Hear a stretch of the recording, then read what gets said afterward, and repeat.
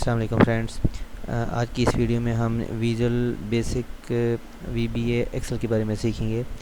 इसमें हम एक एक्सेल की शीट है, उसको एज ए डेटाबेस के तौर पे इस्तेमाल करेंगे और उसमें एक टेबल में रिकॉर्ड इंसर्ट करेंगे, वो भी यूज़र फॉर्म के ज़रिए, जो विजुअल बेसिक में बन सकता है। उसके लिए हमें जो ना एक्सेल के अंदर एक डेवलपर फॉर्म चाहिए होता है, जो डेवलपर का मेनू चाहिए होता है। वो हमारे पास ये नज़र आ रहा है, लेकिन 2007 में जहाँ पे ये इनेबल होता है, यहाँ पे आप चले जाएं।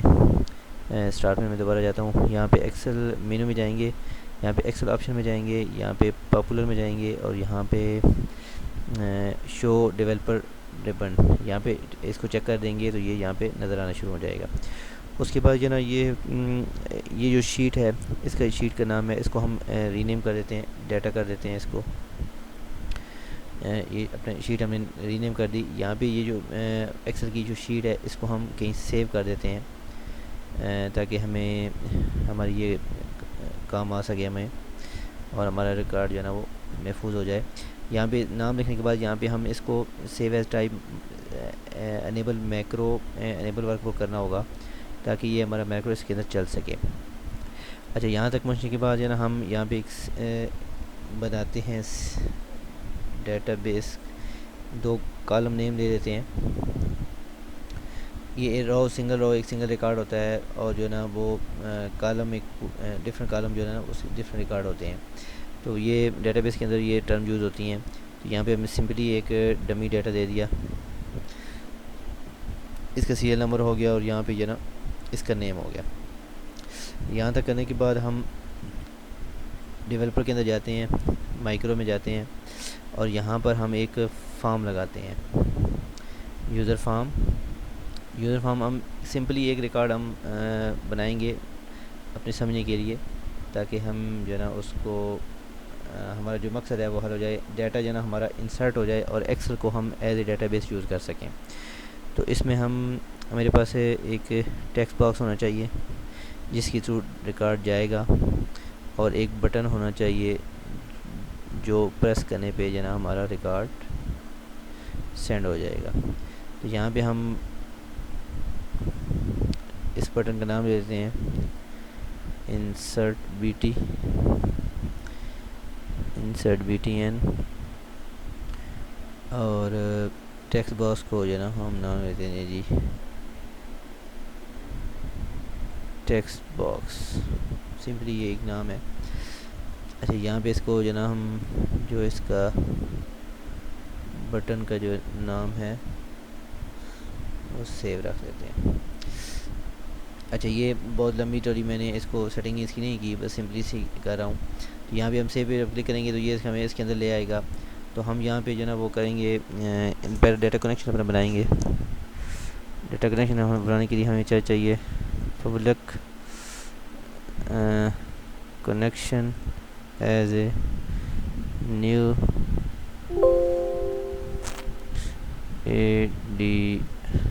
ADODB dot connection.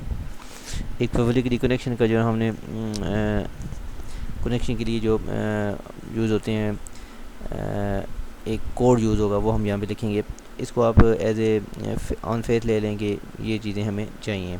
Variable name आप कोई भी रख सकते हैं। दूसरा वेरिएबल हमें चाहिए कि publicly SQL query as string. ये इसके वेरिएबल जो मैं यहाँ पे यूज़ कर रहा हूँ, यहाँ पे मुख्तलिफ जो नए वेरिएबल नेम है, कोई एज स्ट्रिंग यूज़ होगा, कोई एज इंटीजर यूज़ होगा। तो यहाँ पे हम SQL एज स्ट्रिंग लेंगे। आगे चलते हैं, public result set as a new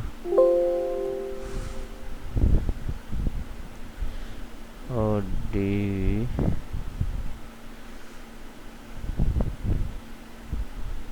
record set.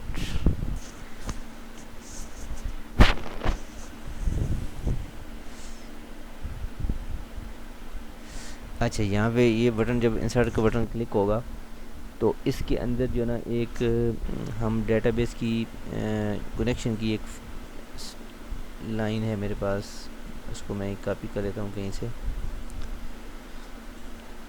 यहाँ पे हम इसको इंक्लूड कर देते हैं। इंक्लूड करने के बाद हम जो है ना, ये जो है हमारे पास इनपुट है, ये जो इनपुट है टेक्स्ट बॉक्स, इसकी हमें इनपुट कहीं ले के सेव करनी है। तो कहाँ पे हम सेव करेंगे, यहाँ पे हम इसका एक वेरिएबल बना लेते हैं, dim. Dim as a variable use हो जाता है, एज ए वेरिएबल यूज़ होता है डिम। और इसका हम कोई वेरिएबल नाम रख लेते हैं, इनपुट एज ए स्ट्रिंग। ये हमने एक इनपुट रख ली। अब इस जो रिकॉर्ड जो भी हमारे पास आएगा उसके इस इंसर्ट बटन के थ्रू, जो टेक्स्ट के थ्रू, वो अब हम जो है ना इसके अंदर टेक्स्ट बॉक्स के थ्रू वो हम इसके अंदर सेव करेंगे। तो दोबारा हम कोड पे जाते हैं, यहाँ पे हम करेंगे इनपुट, ये जो हमारा वेरिएबल नेम है, इज़ इक्वल टू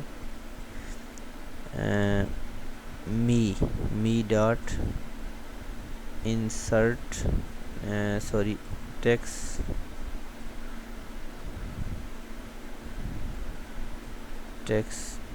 बॉक्स।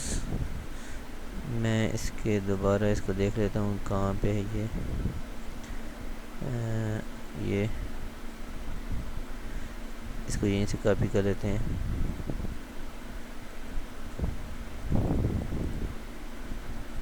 बिल्कुल सेम ही है, टेक्स्ट बॉक्स डॉट वैल्यू।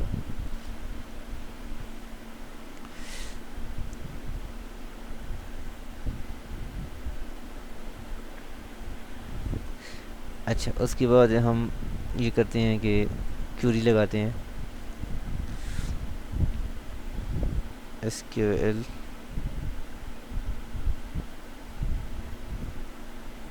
ये अब यहाँ ऊपर जो है ना वो डिफ़ाइन की हुई है क्यूरी, इसको इधर कॉपी कर लेते हैं, इज़ इक्वल टू, यहाँ पे हमने ये करना है कि कमांड लिखनी है इंसर्ट की, इंसर्ट इनटू, जो हमारा टेबल होगा उसका नाम लिखना है शीट का, और जहाँ ये डॉलर साइन लगाना है आगे इसकी एंड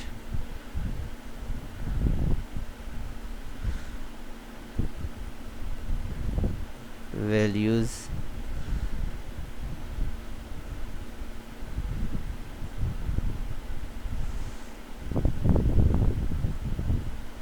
ये जो भी मैं यूज़ कर रहा हूँ ये बिल्कुल आपने इसी तरह लेके चलना है ताकि ये कोई एरर ना दे। मैं समझाता भी हूँ आपको ये कैसे हो रहा है।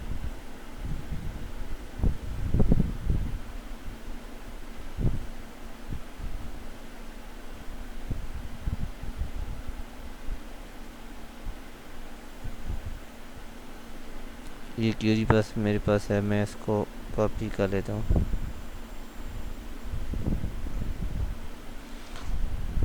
यहाँ पे इसका डेटा सेव कर लेते हैं।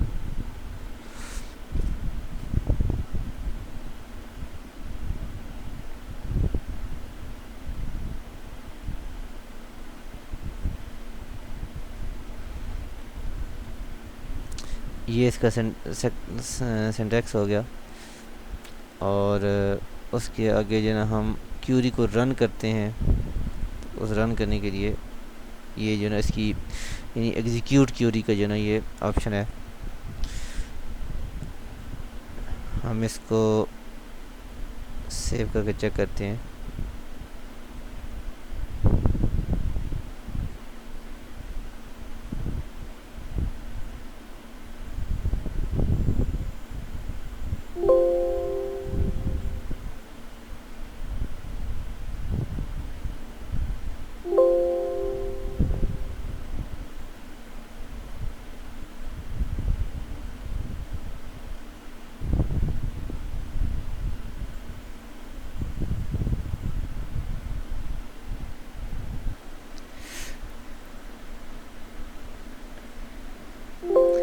यहाँ पे ये जो एरर दे रहा है, इसको हमने डेटाबेस को हमने यहाँ पे डिफ़ाइन नहीं किया। हमने इसके रेफरेंस को अनेबल करना है। रेफरेंस में जाएंगे तो यहाँ पे एक डेटाबेस का रेफरेंस होगा। इसको हम देख लेते हैं यहाँ से।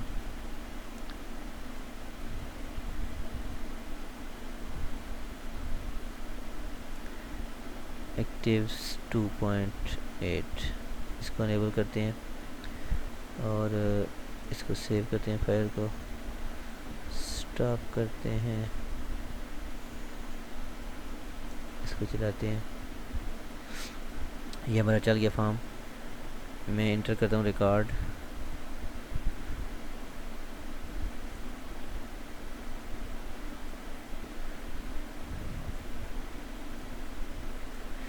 अच्छा, यहाँ पे ये जो एरर दे रहा है ये इसलिए दे रहा है कि जो भी आपने यहाँ पे टेबल डिफ़ाइन किए हैं, यानी जो भी कॉलम डिफ़ाइन किए हैं, वो कॉलम यहाँ पे उसको आपने किसी तरह जो ना सारे यहाँ पे उनकी वैल्यू लगानी है। वो कैसे लगानी है जी, यहाँ पे देखते हैं। यानी अगर आपने यहाँ पे कोई ऐसी कॉलम लगाया जिसे आप वैल्यू नहीं देना चाहते, तो आपने यहाँ पे उसको एम्प्टी लाजमी शो करवाना है।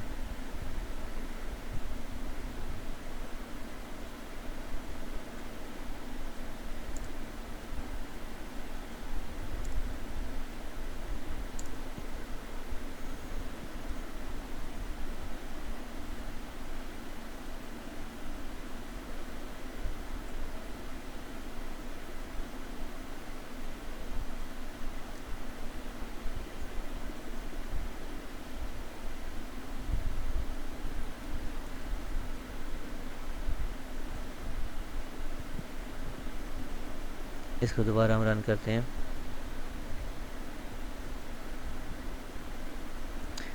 ये देखिए यहाँ पे ये ना ये डेटाबेस के अंदर जो ना वो आ रहा है।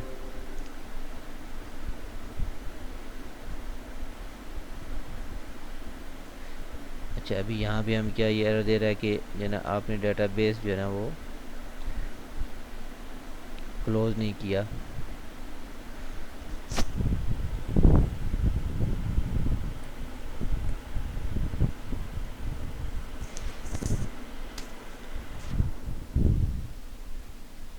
इसको हम यहाँ पे रोकते हैं।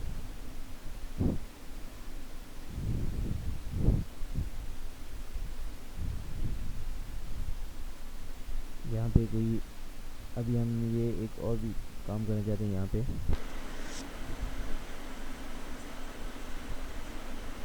वैल्यूज़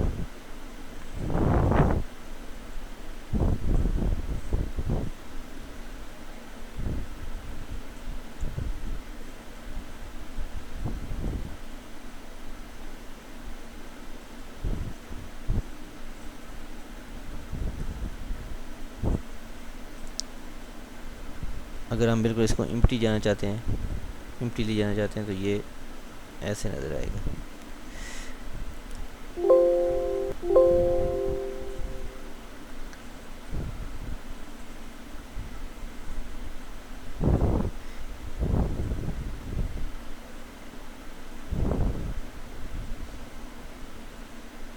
वीडियो मेरे ख्याल में बहुत लंबी हो गई है।